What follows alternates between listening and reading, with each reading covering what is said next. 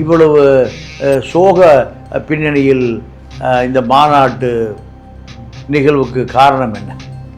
காரணம் தொண்டர்கள் அரசியல் மயப்படுத்துகிறார். ஒரே காரணம் தான். ரவிக்குமார், சிந்தனை செல்வன், வன்னியரசு, எஸ் பாலாஜி, ஆளூர் ஷானவாஸ், ஆலேவல்ல, இவர்கள் தான் இந்த கூட்டத்தை கட்டுப்படுத்தியிருக்கிறோம். ஆனால் இவர்கள் மீது எந்த தொண்டனுக்கும் நல்ல அபிப்பிராயமே இல்லை. இந்திக்காரனை இங்கே வேலைக்கு போட்டிருக்கீங்க, தமிழ் தேசியம் கேட்கணுமே, தமிழனுக்கா முதலமைச்சர் ஆகணும்ல, இதெல்லாம் கேட்டால் தான் முதலமைச்சர் ஆக முடியும். இப்போ அமைச்சர், அடுத்து ஆட்சியை பிடிப்பான், இதெல்லாம் கேட்டால் தான் ஆட்சிக்கு போக முடியும். ஜாலரா அடிச்சு எப்படி ஆட்சிக்கு போக முடியும்?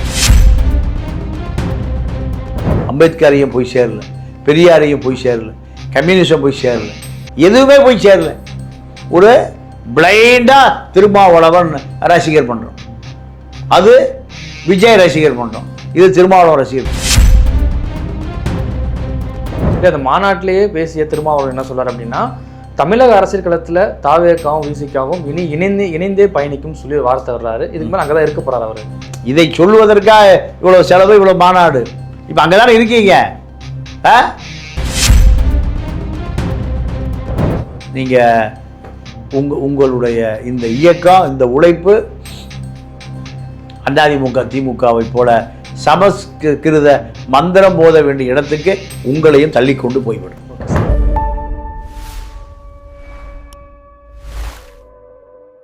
நேயர்களுக்கு வணக்கம். இன்று நம்மோடு அரசியல் பேசுவதற்காக இணைந்திருக்கிறார் மூத்த பத்திரிகையாளர் தமிழா பாண்டியன் அவர்கள். வணக்கம். வணக்கம் சார். விசிகாவுடைய தலைவர் தொல் திருமாவளவன் அவர்களுடைய பிறந்தநாள் ஆகஸ்ட் 17 அன்னைக்கு உளுந்தூர்பேட்டில் தமிழ் தேசிய எழுச்சி மாநாடை மிகப்பெரிய நடத்தி முடிச்சிருக்காங்க. எப்படி சார் பார்க்குறீங்க இந்த மாநாட்டை? இந்த மாநாடு மிகப்பெரிய தோல்வி. அவரால் மேடையில் ஒரு நிமிடம் கூட பேச முடியல. அப்போது இந்த மாநாட்டினுடைய நோக்கம் நிறைவேறவில்லை. இந்த மாநாடு அவர் நினைத்ததை போல அது வெற்றி அடைய முடியவில்லை. மூணாவது, இந்த மாநாட்டு கூட்டம் தமிழ் தேசிய கருத்தை உள்வாங்காமல் கலைந்து போனது. அதாவது இந்த தமிழ் தேசியம் என்பது தமிழர்களுடைய விடுதலை. நீங்கள் சாதி ஒழிப்பே தமிழ் தேசிய விடுதலை, இதுதான் அவருடைய கொள்கை. ஆனால் இவ்வளவு பெரிய கூட்டம் நீங்கள் மது போதையில் காண முடிந்தது. சட்டம் ஒழுங்கு சீர்கெட்டு ஒருவேளை கரூரா மாறிடுமோ என்று மூத்த நிர்வாகிகள் பூரா கவலைப்பட்டாங்க. இல்லை, திருமாவளவனே கவலைப்பட்டதான் இந்த வீடியோ வெளியிட்டிருக்காரு சார். ஆமாம். அப்போது இந்த கூட்டம் விஜய் விக்கிரவாண்டியில் கூடிய கூட்டம் அல்ல, முதல் கூட்டம் அல்ல. பலமுறை இது மாநாடு நடந்திருக்கு, பலமுறை இது போன்ற பல ஊர்வலங்கள், உண்ணாவிரதங்கள் இதெல்லாம் நடந்திருக்கு. அப்போது இந்த சூழல் ஏன் இவ்வளவு சோக பின்னணியில் இந்த மாநாட்டு நிகழ்வுக்கு காரணம் என்ன? காரணம் தொண்டர்கள் அரசியல் மயப்படுத்தவில்லை. ஒரே காரணம் தான். கம்யூனிஸ்ட் கூட்டம் எப்படி இராணுவ கட்டுப்பாடோடு இருக்கு. நீங்கள் தலைவன் தப்பிக்கிறத இப்போ பெரிய பிரச்சனையாகி போச்சே, அவரையே தள்ளுறான். பாதுகாக்க வேண்டிய தலைவனையே தள்ளறான். மேடை சரிஞ்சு விழுந்தான், அப்படி ஒரு அசம்பாவிதம் நடந்திருந்தான். இப்போ அவரே வருத்தப்படுறாரு. நான் உயிர் தப்பியதே பெரிய, உங்களை நம்பி வர்ற கூட்டம், உங்களால் உருவாக்கப்பட்ட கூட்டம், நீங்கள் தான் தலைவன் என்று சொல்லுகிற கூட்டம், ஒன் மேன் ஆர்மி, அதுவே உங்களுக்கு கட்டுப்படலைன்னா அப்போ நீங்கள் எப்படி இவர்களை கட்டுப்படுத்துவீங்க? இரண்டாம் கட்ட தலைவர்கள் யாருமே அந்த தொண்டர்களிடம் நல்ல பேரே எடுக்கலை. ரவிக்குமார், சிந்தனை செல்வன், வன்னியரசு, எஸ் பாலாஜி, ஆளூர் ஷானவாஸ், ஆலேவல்ல, இவர்கள் தான் இந்த கூட்டத்தை கட்டுப்படுத்தி இருக்கணும். ஆனால் இவர்கள் மீது எந்த தொண்டனுக்கும் நல்ல அபிப்பிராயமே இல்லை, நல்ல எண்ணமே இல்லை. திமுகவுக்கு இவ்வளோ காலம் நீங்கள் தூதுவராக இருந்தீங்க, இப்போ தாவேகாவுக்கு தூதுவராக இருக்கீங்க. சரி, தமிழ் தேசிய கருத்துக்காக போராடுறீங்களா இல்லை தலித் விடுதலைக்காக போராடுறீங்களா? நீங்கள் மலேசியா பல்கலைக்கழகத்தில் உயர்கல்விக்காக போன அத்தனை பேரும் இன்னும் அவனுக்கு அரசு நிதி போய் சேரல. அவன் விரட்டி விட போகிறான். லண்டனுக்கு 400 பேர் உயர்கல்விக்கு வருஷம் போவான். இந்த வருஷம் பாதி பேருக்கு மேலே விசா கொடுக்க முடியாட்டான். அங்கே படிச்சுட்டு இருக்கிறவனுக்கு நிதி போகலை, அரசு நிதி அது உதவி போகல, அவனை விரட்டி விட போகிறான். அப்போ இதெல்லாம் இந்த ஆட்சியில், போன ஆட்சியில் தான் நீங்கள் திமுகவுக்கு தூக்கி பிடிச்சிங்க. உங்களுடைய சட்டமன்ற உறுப்பினர்கள், நாடாளுமன்ற உறுப்பினர்கள் பூரா திமுகவே மாறிட்டான், இப்போ தாவேகாவாக மாறிட்டான். இல்லை, அமைச்சரோட இடம் பெற்றதுனால அரசு எதிர்த்து கேள்வி கேட்க முடியாமல் சமரச போக்கில் இருக்காங்களா சார்? அப்போது பேசாம கட்சியை சமரச போக்குனா தாவேகா என்னோட பிரிவினை போட்டிருங்களேன். உங்களை அனுப்பியது யார்? தலித் மக்கள் தானே. 7000 காலனி வீடு இடிஞ்சு விழுகிற நிலையில் இருக்கு. அதுக்கு யார் போராடணும்? போராட வேண்டியது யார்? உங்களை தானே சட்டமன்றத்துக்கு அமைச்சராக அனுப்பியிருக்கான், அந்த மக்கள் தானே. அந்த மக்களுக்காக போராடாமல் யாருக்கு போராட போகிறீங்க? இந்த பட்ஜெட்டில் அம்பேத்கர் உயர்கல்விக்கு அனுப்பப்பட்ட தொகை போய் சேராமல் அவன் விசாவே தரமாட்டேங்கிறான். இல்லை, புகழ்ந்தெல்லாம் பேசினாங்க சார். 139 கோடி ஒதுக்கிட்டாங்க, கடந்த ஆட்சியை விட அதிக நிதி ஒதுக்கியிருக்கான்னு சொல்லி திருமாவளவன் பேசியிருந்தார். அதை அப்போ ஏன் விசா தரமாட்டேங்கிறான்? விசா ஏன் தரமாட்டேங்கிறான்? பணம் ஏன் போகலை? நான் கேட்குற மனசாட்சியோடு தொட்டு சொல்லுங்கள். இந்த மாமஞ்சீரு, அன்னஞ்சீரு, வெற்றி வீடு கட்ட திட்டம், அதெல்லாம் எங்கிருந்து திருடப்பட்ட பணம்? தாட்கோ நிதி, ஒடுக்கப்பட்ட மக்களுக்காக அரசு ஒதுக்குற நிதி திருடப்பட்டது. ஏன் எங்கே போன வருஷம் தான் கேட்கல, திமுக சொம்பா மாறிட்டீங்க, இப்போ கேட்கலாமா? அமைச்சராக இருக்கீங்களே, ஏன் கேட்கல? அது யாருக்கு ஒதுக்கப்பட்ட நிதி? தாட்கோ நிதியே தாழ்த்தப்பட்டவனுக்கான பழங்குடி பட்டியல மக்களுக்கு ஒதுக்கப்பட்ட நிதி. அவர்களுடைய கல்வி, மருத்துவம், அடிப்படை கட்டமைப்பு, கழிவறை, சாக்கடை, தொகுப்பு வீடு இல்லையா, அவருக்காக கொடுக்கப்பட்ட நிதி தானே. காலனி வீடு 350 ஸ்கொயர் ஃபீட், 350 சதுரடியில் எப்படி குழந்தை குட்டியோட ஒரு குடும்பம் இருக்க முடியும்னு குறைந்தபட்ச அறிவு வேண்டாமா? அதை 350 450 ஆகக்கூடாதா? திட்டம் போடுகிற அதிகாரி 5000 ஸ்கொயர் ஃபீட்டில் குடியிருப்பான், ஈசிஆரில் ஸ்விம்மிங் பூலோடு குடியிருப்பான். ஆனால் ஒடுக்கப்பட்டவன் குடும்பத்தோடு குடியிருக்க எவ்வளவு? 350 சதுரடி குடியிருக்க முடியுமா? சமையல்கரை, 2 பெண் குழந்தை, ஆண் குழந்தை.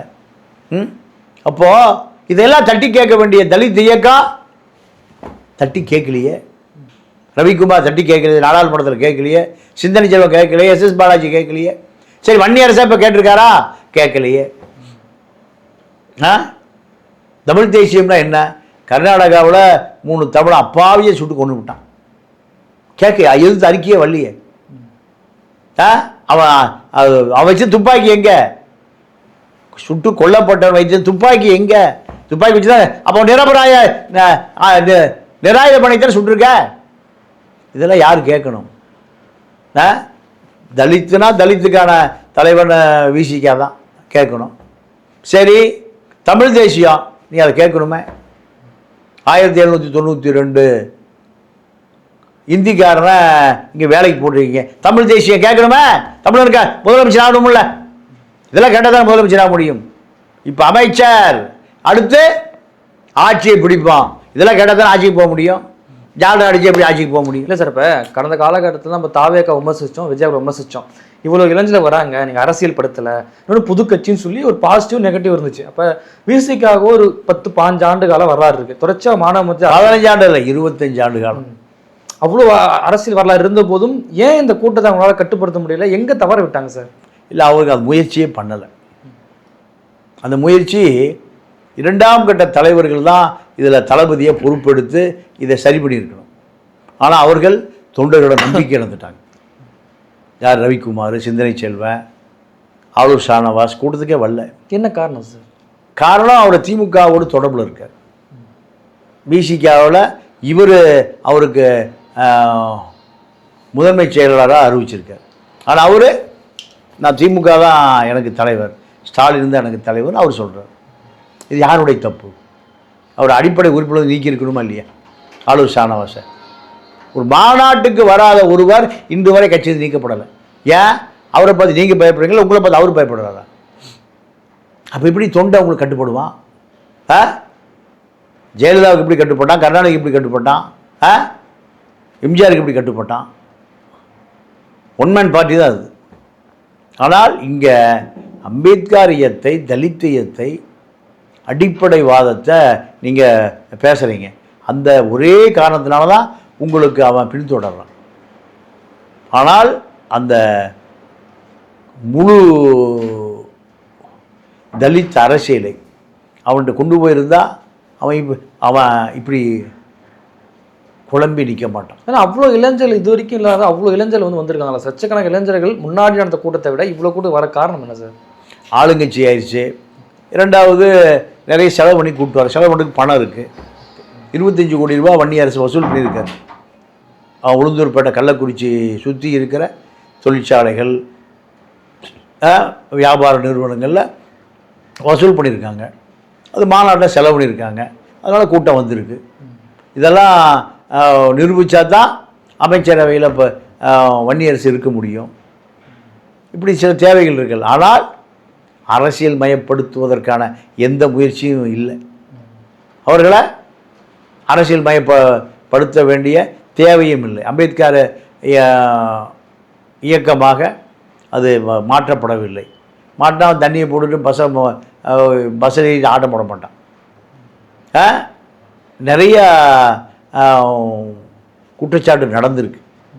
நாம் அதை விமர்சிக்க முடியாது. இருந்தாலும் இந்த போக்கு ஆரோக்கியமான போக்கு அல்ல. இந்த போக்கு ஆபத்தான போக்கு.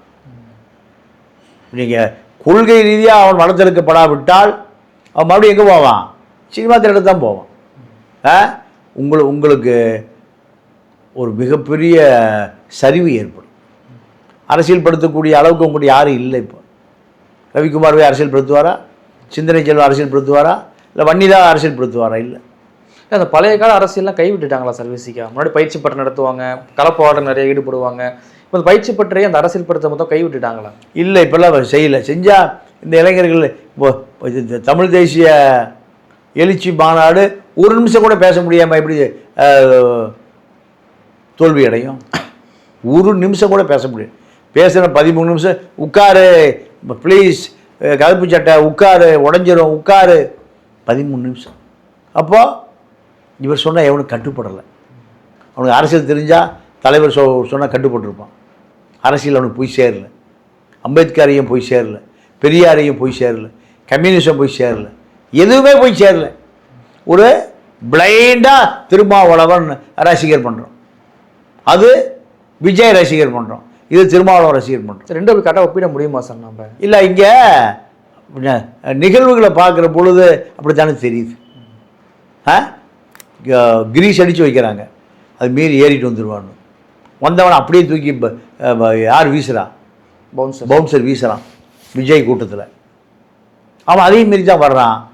வெட்ட வெயில், உடம்புல நீர் சத்து செத்து போயிடுவான். தண்ணி இல்லை, சாக்கடை தண்ணி குடிக்கிறான். ஒரு சினிமாக்காரனை பார்க்க தான் வேற. அதை தாண்டி அந்த சினிமாக்காரன்ட்ட என்ன இருக்குது? அதுலேருந்து தான் சார் வேறுபடுத்தி பார்க்குறப்ப விஜய் அவர்களை பார்க்குறதுக்கு அவ்வளோ கூட்டம் வரும்போது விசிக நடத்துகிற மாநாடு அப்படிங்கிறது தமிழ் தேசிய எழுச்சி மாநாடு அப்படிங்கிறது அதை நோக்கி தானே வராங்க. குறைந்தபட்சம் அரசியல் தானே அது? இல்லை, இப்போ அரசியல் தான். அரசியலே பேச முடியாமல் அந்த அதே இளைஞர்களால் ஒரு இடையூறு ஏற்படுதுன்னா அது அரசியல் மாநாடா?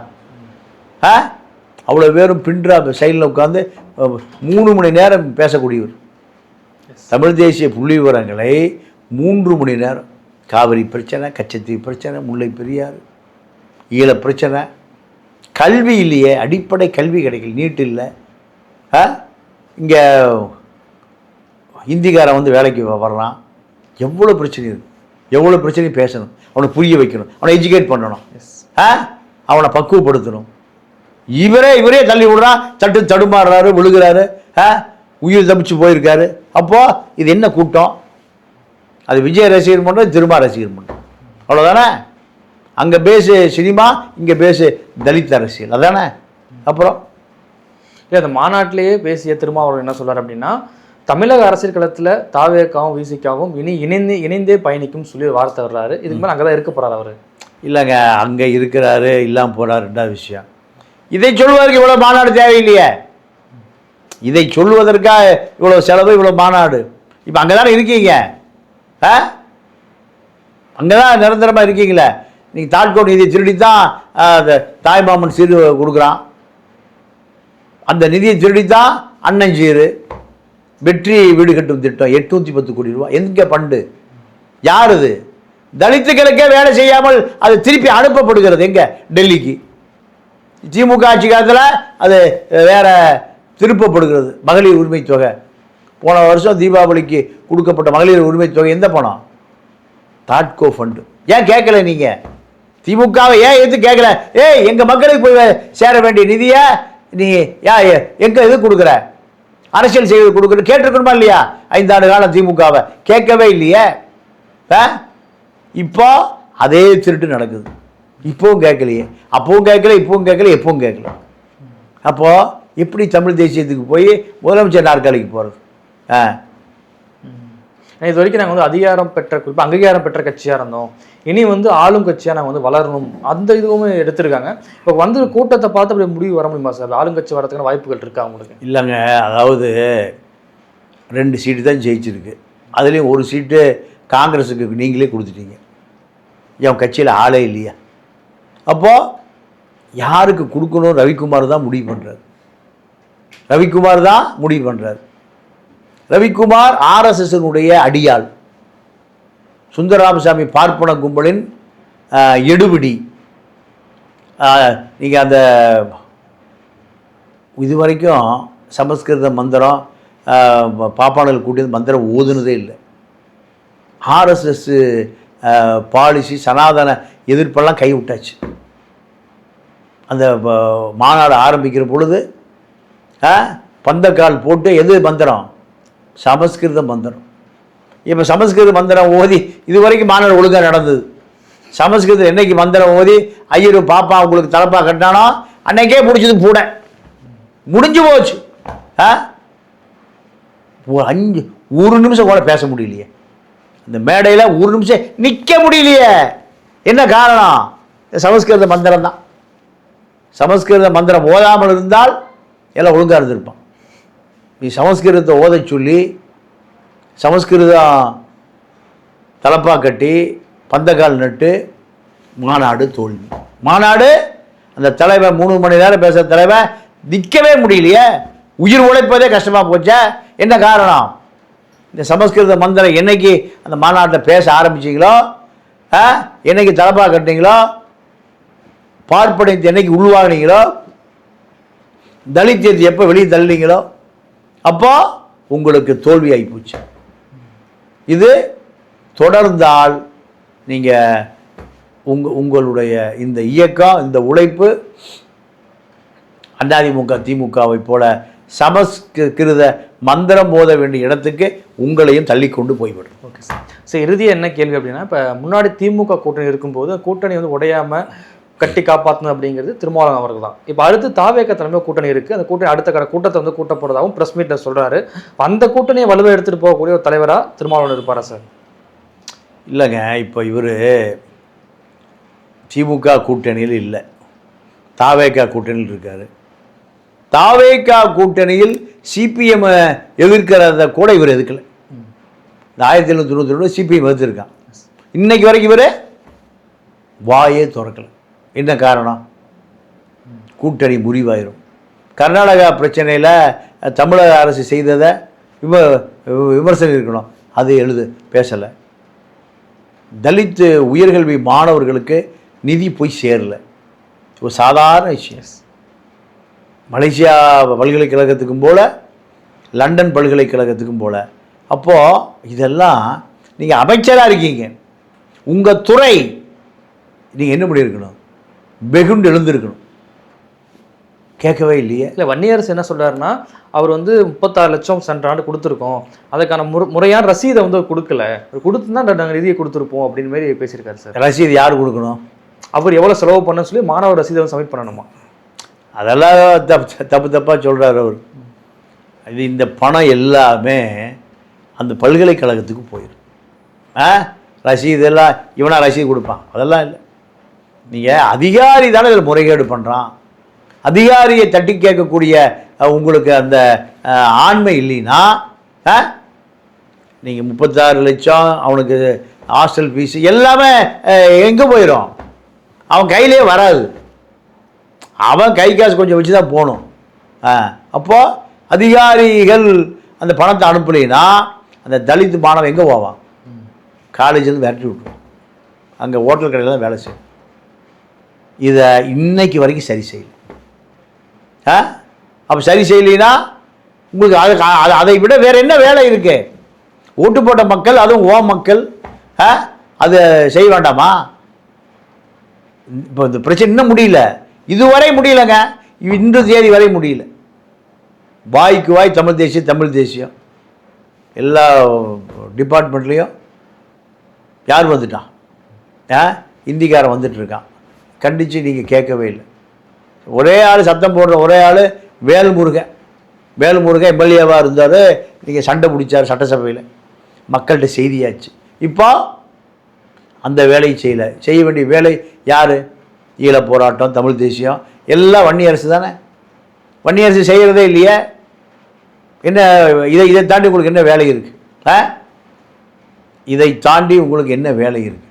இதை அந்த மக்களுக்கு நீங்கள் செய்யலைன்னா கண்டிப்பாக துரோகிகள் பட்டியலில் நீங்கள் தவிர்க்க முடியாமல் இடம்பெற வேண்டி வரும். ஓகே சார், எவ்வளோ நேரம் நிகழ்வு கலந்து கொண்டு பல்வேறு கருத்துக்களை பயன்படுத்தி நன்றி சார். நன்றி, வணக்கம்.